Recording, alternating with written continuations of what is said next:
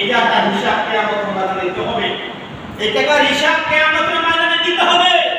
হাসরের ময়দানে যারা সুষ্ঠু, আমি ওই ব্যক্তিকে বললাম, এমপি, মেম্বার, চেয়ারম্যান, যারা সম্পদের সুষ্ঠু ব্যবহার না করবে, কিয়ামতের ময়দানে এর বিচার হবে যে জনগণের টাকা দিয়ে তুমি বাড়ি করেছো, বিদেশে বাড়ি করেছো, গাড়ি কিনেছো, কিয়ামতের ময়দানে তার বিচার হবে।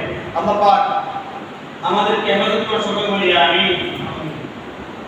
বন্ধুগণ, আল্লাহ সুবহানাহু ওয়া তাআলা সূরা কাফের মধ্যে বলেন আল মাল ওয়াল বানুনা, আল্লাহ সুবহানাহু ওয়া তাআলা বলেন আল মাল ওয়াল বানুনা জিনাতুল হায়াতিদ দুনিয়া, সম্পদ হলো দুনিয়ার জমিনের সৌন্দর্য। আলহামদুলিল্লাহ, সম্পদ হলো দুনিয়ার জমিনের সৌন্দর্য। এই সৌন্দর্যটা কাজে লাগাতে হবে। কিভাবে? আপনার ধরেন 1 কোটি টাকা আছে, 50 লক্ষ টাকা আছে, ব্যবসা বাণিজ্য করে ইত্যাদি করে এই টাকা হালাল সুষ্ঠু যাকাত দিয়ে, দান সদকা দিয়ে এই টাকাগুলো সুষ্ঠু ব্যবহার করতে হবে সুন্দরভাবে। এমন ছেলে তৈরি করবেন, এমন ছেলেকে কোরআন ও সুন্নাহ অনুযায়ী জীবন যাপন করে ইসলামের পথে আসে, কোরআন শিখে, কোরআন বুঝে, কোরআন দিয়ে জীবন গড়ে, এমন ছেলে তৈরি করবেন। আবার এমন ছেলে তৈরি করবেন না যেই ছেলে সকালবেলা ঘুম থেকে উঠে কিন্ডারগার্টেনে যে পড়তে যায়, এখানে কোরআন হাদিস পড়ায় না, এমন প্রতিষ্ঠানে পড়াবেন না। এই প্রতিষ্ঠানে পড়ালে কি হবে?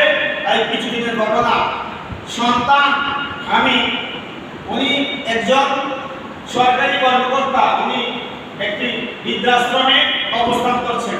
আমি সময় টিভির খবরে দেখেছি, উনি বলতেছে আমার ছেলে বুকুর থেকে পাস করা, গুলশানে 3 থেকে 4টা বাড়ি আছে আমার ছেলে, আমাকে বৃদ্ধাশ্রমে আমি আছি, আমার ছেলে মেয়ে নাই, এই ছেলে আমার না, আমার এখানে যারা আছে তারাই আমার ছেলে মেয়ে, আত্মীয়স্বজন।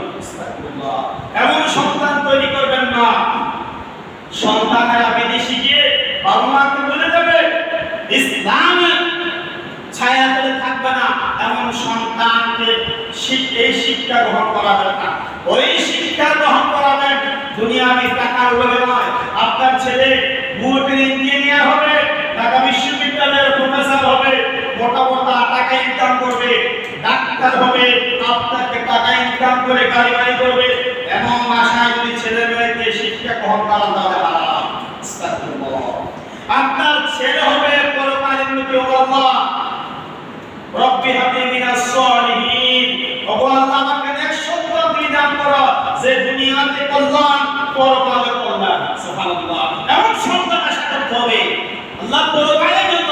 আল্লাহ তুমি যে সন্তান আমানত দিয়েছো, এই সন্তান, ওগো আল্লাহ এই সন্তানকে তুমি সম্পদ বলেছো কোরআনে, এই সম্পদ আমানত, এই সন্তান ছেলে মেয়ে আমার কাছে আমানত দিয়েছো, আমানতের সুষ্ঠু ব্যবহার ওগো আল্লাহ তোমার রাস্তা আমি তাকে দান করে দিলেন। সুবহানাল্লাহ। এভাবে আল্লাহর কাছে প্রতিজ্ঞা করতে হবে, তাদের আধারে আয়োজন করে দুটো হাত তুলে, ওগো আল্লাহ এই সন্তান তোমার রাস্তায় দান করলাম। তোমার রাস্তা মানে কোরআন ও সুন্নাহর রাস্তা, কোরআন শিক্ষা, মাদ্রাসা শিক্ষা, যেখানে যে স্কুলে কোরআন শিখে ওই স্কুল শিখায়, ওই স্কুলে পড়াতে পারবে। কোরআন শিখায় বাংলাদেশে শহরে অসংখ্য প্রতিষ্ঠানে স্কুলে কোরআনের হেফজ আছে, আলহামদুলিল্লাহ বলে। কোরআনে একটা ভালো স্কুল ছিল, এখন নাম চেঞ্জ করেছি। ঢাকা শহরে অসংখ্য স্কুল আছে যেখানে কোরআনের হেফজ করা হয়, নাম স্কুল কিন্তু স্কুলে মাদ্রাসা। এমন প্রতিষ্ঠানে পড়াবেন ছেলে মেয়েকে, আপনার মন চাইছে এমন স্কুলে পড়া না যায়।